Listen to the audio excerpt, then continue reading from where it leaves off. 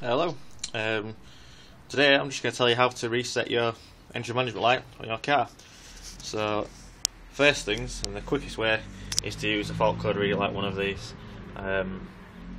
These are around £50 to £80. These ones are only around £20. I've had this for about 3 or 4 years, and this has been great. This has been a great tool.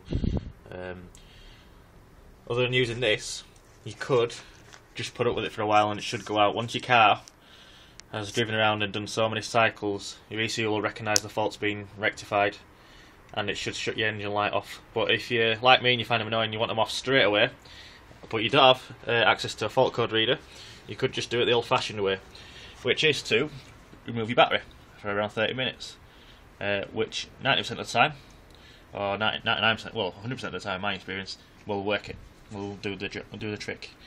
But before you do that, you need to make sure you've got your code for your radio, because what happens is when you take your car battery off, your car loses the code in its memory for your radio. So when you put your battery back on, your engine management light will go out, but your radio won't come on because it'll be asking for a code. So make sure you find that code, dig out that code first. If you've got that code handy, then cool. Take your battery off, start with your negative cable.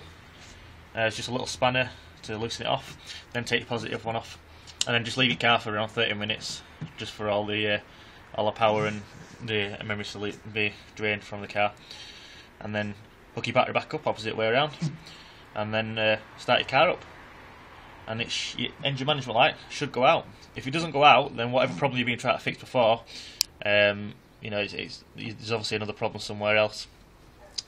Another thing to bear in mind is your car may have like a learning computer, which means it adapts to your style of driving.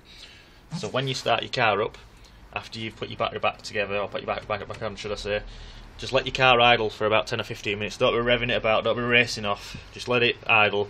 It might sound like it runs rough a bit, and just let it sort itself out. So that is it. So to remove or to switch your engine light off, engine management light or check engine light off without a fault code reader, just disconnect your battery. So I hope this helps somebody.